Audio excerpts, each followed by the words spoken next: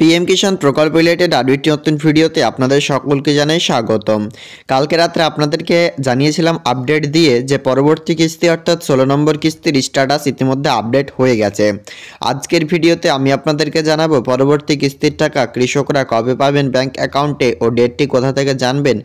তো ভিডিওটি অবশ্যই শেষ পর্যন্ত দেখুন। আজকের ভিডিওতে গুরুত্বপূর্ণ অনেকটাই পার্ট আলোচনা রয়েছে যে পরবর্তী কিস্তির টাকা কৃষক বন্ধু প্রকল্পে যেমন টাকা দেওয়ার আগে ডেট রিলিজ করে তেমনই পিএম কিষাণ প্রকল্পেও ডেট রিলিজ করেন কেন্দ্রীয় সরকার। তবে এখনো পর্যন্ত কিভাবে আপনারা ডেট দেখবেন কোথা থেকে বা এখনো পর্যন্ত ডেট অ্যানাউন্স করেছে কিনা সেই সংক্রান্ত আপডেট জানতে চাইলে আজকের এই ভিডিওটি আপনার জন্য গুরুত্বপূর্ণ হতে চলেছে।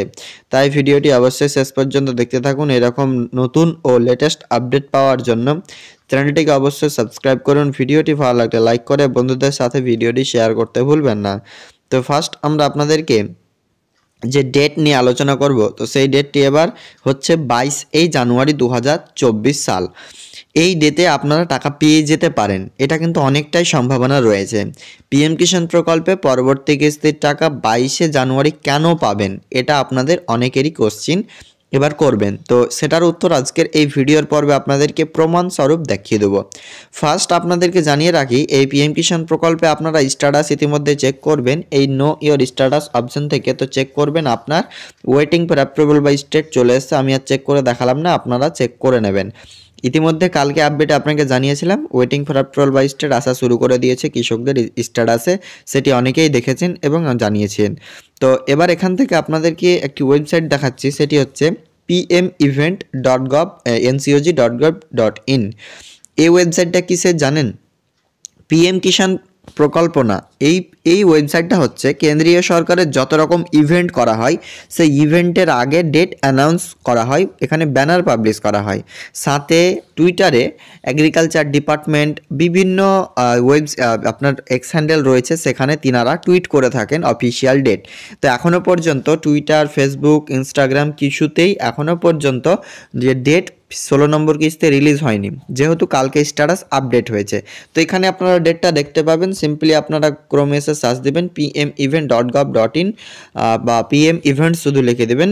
এখানে আপনারা চলে আসবেন, দেখতে পাবেন যে 13 নম্বর কিস্তি দিয়েছিল 27 ফেব্রুয়ারি 2023। বিভিন্ন ইনস্টলমেন্টের এখানে বা বিভিন্ন যে সমস্ত ইভেন্ট রয়েছে তার ব্যানার পাবলিশ করা হয়। দেখতে পাচ্ছেন কতগুলো ব্যানার এখানে পাবলিশ রয়েছে।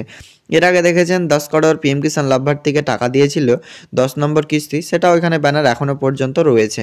আপনারা এখান থেকে বিভিন্ন ব্যানার দেখতে পাবেন। তো 16 নম্বর কিস্তির আপডেট আসবে তখন জানিয়ে দেবো।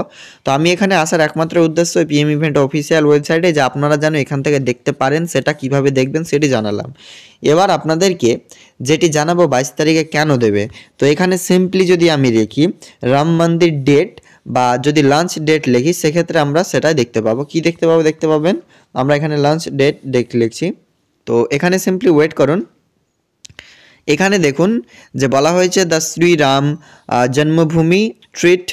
এখানে যে এখানে রাম মন্দিরের যে উদ্বোধনী সময়সীমা সেটি হচ্ছে জানুয়ারির 22, 2024। আর আপনারা জানেন ইতিমধ্যে এ নিয়ে পুরো ভারতবর্ষ থেকে শুরু করে বিভিন্ন দেশও এই রাম মন্দিরের উদ্বোধনে আসছেন। সাথে প্রধানমন্ত্রী নরেন্দ্র মোদী তিনি বৈঠক করবেন বা সেখানে অনুষ্ঠান করবেন এক কথায়।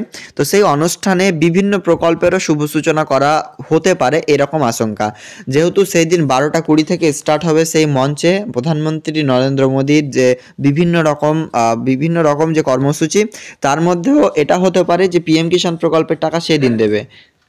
তো যেহেতু জানুয়ারি 22 তারিখে এটা অফিসিয়ালিভাবে ঘোষণা হয়নি, ফ্রেন্ডস সিম্পলি আপনারা ওয়েট করুন, কারণ 22 তারিখে যে ইলেকশনের যে কোন রাজ্যে কত তারিখে ভোট হবে সেটাও কিন্তু পাবলিশ করবে, সাথে বিভিন্ন কর্মসূচি রয়েছে। তো 22 তারিখ পর্যন্ত ওয়েট করুন, সেদিন দিতে পারে। আজকের আপডেট এ পর্যন্তই, দেখা হবে নেক্সট আপডেটে। Thank you.